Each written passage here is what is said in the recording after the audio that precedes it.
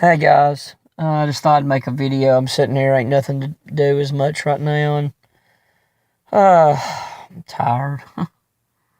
Just trying to relax and sit here and sitting outside Walmart. I shouldn't be here; it's closed, but you know, there you go. I was just showing you the store.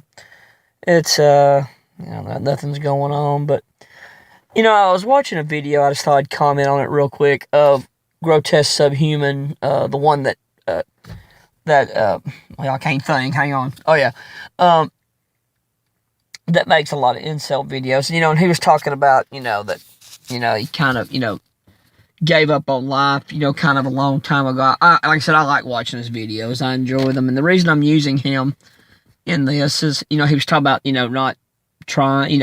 Not trying. That he kind of gave up on life. And I've given up on life many times. You just quit. Because my main reason, I don't know why his main reason might have been, I guess, obviously the women part. Mine was just failing at everything. And women too. I mean, yeah, you could definitely add that into the mix. But a lot of mine was just giving up. I'm going to set this phone down while I make my video.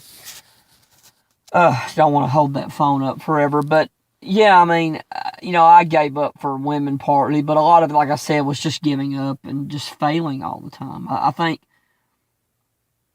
when you fail sometimes, and we all fail sometimes, you can bounce up. It's hard. It hits you, but you get knocked down and you get back up and you have to go.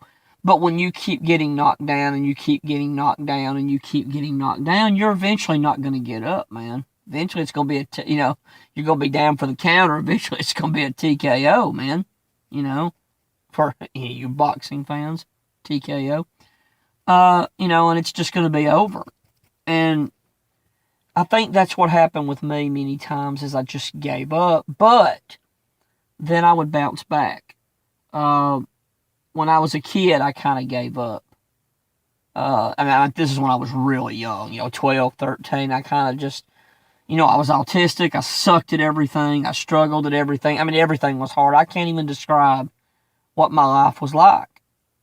Just, I couldn't succeed at anything, And I don't even mean being the best. I mean, I couldn't succeed. I couldn't do it. And I gave up. But then thanks to somebody talking to me, just, that I was with at the time, not relationship, just friendship, I started studying the Bible and I became a Christian. And whether Christianity's true or not, which I think it is, but I mean, whether it was or not, it gave me a reason to go on. I believed it. I studied it. I obeyed it, And it got me up. It got me going. Because I had gave up on having, ever thinking of getting a career. I never thought I'd get a girlfriend or a wife. And that's held true. But, I gave up. And when I became a Christian, it brought me back. And when I preached several times, I thought that was my calling in life, man. This is what I'm going to do. I found a reason to go on. And, man, if I could have done that, I also probably would have been... I probably would have been taken care of in the female department too, because I would have had that status. Ministers are kind of an alpha male of a congregation because they have status. You're the main guy. Because I did get treated differently when I started preaching. Women treated me different. Men treated me different. I was actually respected. And it was nice. And, I thought I had it all figured out, but then, the OCD creeped in and my mental thoughts almost drove me crazy. And I wasn't as good at preparing sermons as I thought. I could do it decently, but it seemed so hard for me, and I struggled and didn't know if I could come up with sermons every week, if I took on a full-time job. And I just finally phased out. And, of course, then I went into benzo withdrawal.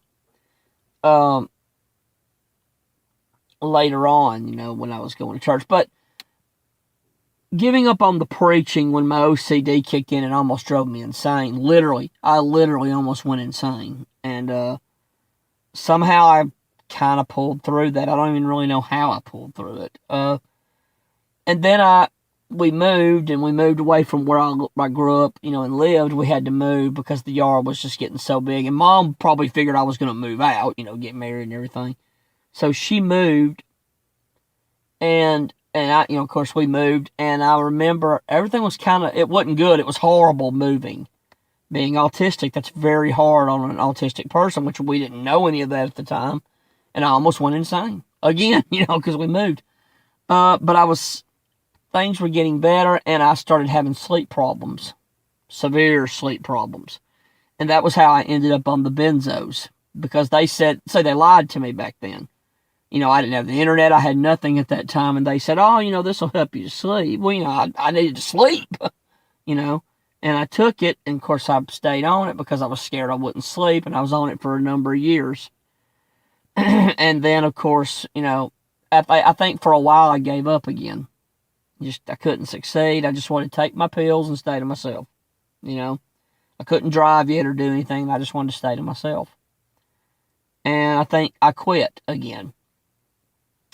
Then it kind of bursted on me when I hit 27 years old. It was like, man, I got to do something. I can't live like this. I'm so depressed, and I thought I'll try. I'll get off these meds first, and then I'll try to learn to drive, and get my license, and then I'll, like I said, I was living as a NEET even back then, and I thought, I'll get my license and then try to get a job, and maybe hopefully meet a girl. I was thinking all that, back then at the time. And, of course, then I came off the medication. I bounced back again. But thank God I got off the medication first because, of course, I went into horrendous benzo withdrawal. I mean, once again, can't even describe what I went through. One of the worst times of my life was 2009. It was a nightmare. That whole year. 2010 wasn't much better, but it was better. And then I started slowly getting better by 2012. And, sorry about that, guys. Alarm went off. And I started slowly getting better. And then, I met a friend of mine. We started going. And like I said, this got me going again. I'd given up again because I was suffering benzo withdrawal. And I almost wanted to kill myself. I almost did once. Then around 2013, I met a friend, and we started, for the first time, I had gotten better. My symptoms had slowly, gotten way better to where I could probably go out and function.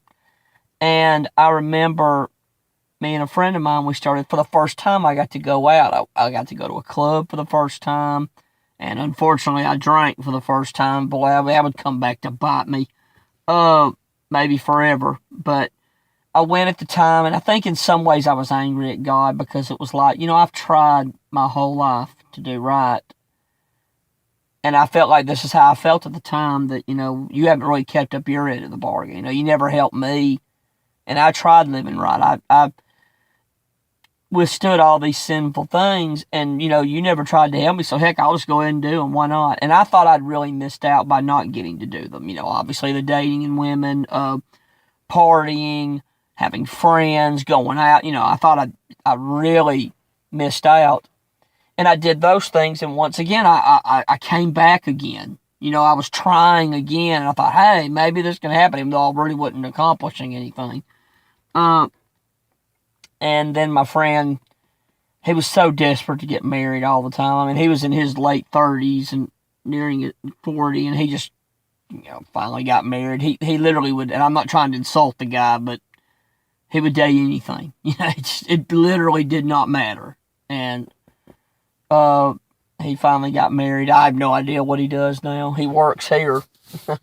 He works at this store, but he's not right now. And like I said, I kept trying, and then finally I was doing better and better, and I was trying to lose weight. This was about 3.5 years ago. And I was trying to lose weight. I had started going on the treadmill. All I was doing was walking. And barely was I even power walking, but I was walking. And I did not know it at the time, but my symptoms were coming back and getting worse because my body had still not healed, and exercise was revving up my symptoms again. They weren't severe, but I started having OCD again, and I started noticing it getting real intense, And I made a video on my other channel about it because I didn't know what was going on. I was having crying spells again, and it was because the drugs had damaged my nervous system. It was healing. And I think if I had not exercised for maybe another year, I might have been able to do it after that, but I didn't know. And I knocked myself back into withdrawal. I've been in it ever since 2018, February of 2018. And yeah, actually tomorrow, wow. Speak of the devil. Today, actually, I believe. Let me see. Hang on just a second. Yep, today, oddly enough, today is the 4th year since that happened. 2018. Wow, man. It's been hell. It's amazing that this is the anniversary. Horrible day. February the 3rd, 2018. Knocked myself back into it. And then the next night, I think it was like 2 nights later, I was so frustrated, I was so angry, that I went and I just got drunk. I was so angry. I think it was just out of anger. I was crying. I was so upset. And I was suffering again. Not severely yet, but buddy, that night I went out and drank, and I got drunk, you know. And buddy, that knocked me right back into everything. And while I'm not as bad as I was for a while, I'm still in withdrawal. I'm really bad. I'm not as bad as I was in 2018. It has slowly gotten better. 2018 was a nightmare for the first 11 months. I was in pure hell. And I gave up again. I mean, I didn't really give up because I'd be dead. I would have killed myself, you know. But I kept going, as horrible as it was. The suffering. I couldn't go anywhere. I had to stay in the house all the time because my symptoms were literally physically torturing me. Electric shocks, pins and needles sensations, bee sting sensations, you know, everything. And I just remember going through all that and not giving up. I don't really know why I didn't give up, but I didn't. But I'm trying to rally again because of the girl situation. You know, just at the time when I thought I was going to kill myself, girls started giving me more attention again. Or so I think. I don't know for sure, but I definitely do seem to get IOIs from girls. And that has kind of got me going again.